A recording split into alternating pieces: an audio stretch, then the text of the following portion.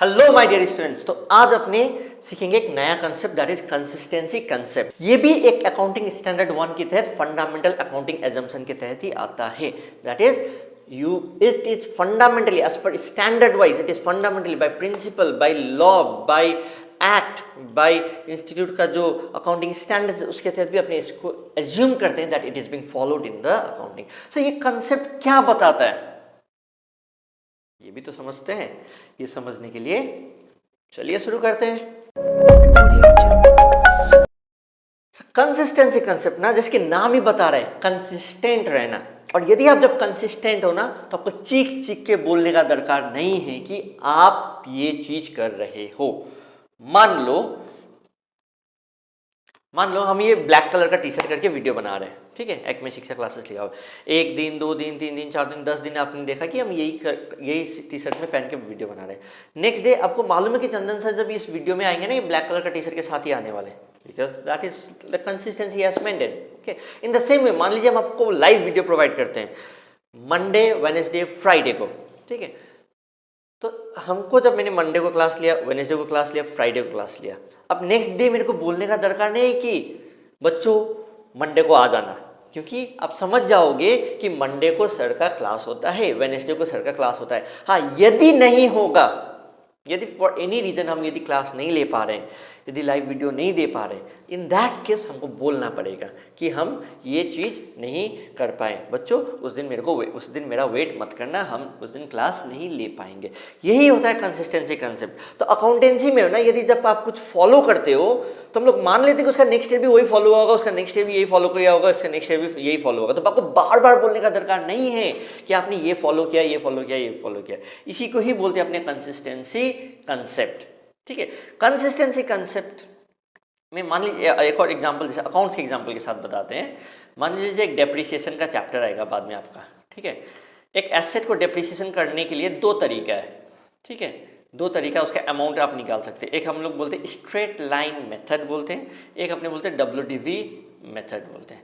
तो आपने ईयर 1 में आपने SLM फॉलो किया, ईयर 2 में भी आपने SLM फॉलो किया, ठीक है।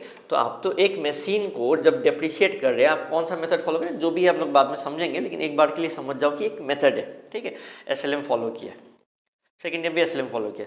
तो क्या सेकेंड ईयर भी बोलने का दरकार है कि देखो मैंने इस बार भी स्ट्रेट लाइन मेथड फॉलो किया है, फिर थर्ड ईयर भी देखो मैंने इस बार भी स्ट्रेट लाइन मेथड फॉलो किया है, फोर्थ ईयर भी मेरे को बोलने का दरकार पड़ेगा कि मैंने स्ट्रेट लाइन मेथड फॉलो किया है? नहीं, अपने ऐसा कभी नहीं करते हैं। क्यों? बार बार बोलेंगे इरिटेट हो जाएगा आदमी। एक ही चीज़ हम आपको बोलेंगे ना, बार बार इरिटेट हो जाओगे, ठीक है। तो बार बार बोलने का दरकार नहीं है। तो अपने क्या एज्यूम कर लेंगे, ईयर 3 में कौन सा मेथड फॉलो किया होगा, ये वाला या ये वाला? ऑब्वियस सा बात है, ये वाला SLM मेथड, ठीक है। तो इसका मतलब एक बार जो हम लोग फॉलो करते हैं उसी चीज़ को कंसिस्टेंटली मेंटेन करते जाते हैं। तो इसका मतलब क्या बाद में कभी चेंज ही नहीं कर पाएंगे हम लोग? नहीं। देखो, यदि अकाउंट्स में दरकार पड़ता है, यदि अकाउंटेंसी में true and fair view, true profit and loss निकालने के लिए आपको यदि लगे कि बीच में SLM के बदले में आपको क्या करना है, WDV फॉलो करना चाहिए, WDV ये दूसरा मेथड फॉलो करना चाहिए, आप कर सकते हो। कभी मेरे को लगे कि मंडे क्लास नहीं कि ट्यूसडे को देना है, हम कर सकते हैं। हमको बताना पड़ेगा बच्चों को, नहीं तो हम पता चला हम ट्यूसडे को चले गए सेंटर पे, कोई बच्चा आया नहीं, ऐसा तो नहीं होना चाहिए ना। उसी तरीक़े से यहाँ पर भी क्या होता है, जब भी हम लोग कोई दूसरा मेथड फॉलो करते हैं, हम लोग बताते हैं, उस साल बताएंगे। तो मान लीजिए ईयर 3 में हम बताएंगे कि this year I did not follow SLM method, I follow WDV method for so and so reason, and because of this so and so reason I have been doing the impact on my profit is this much, so this year onwards I will be following WDV। फिर year 3 में मान लीजिए WDV follow हो गया, तो year 4 में क्या उसको बोलना पड़ेगा कि हम WDV फॉलो करें? नहीं बोलना है, ठीक है।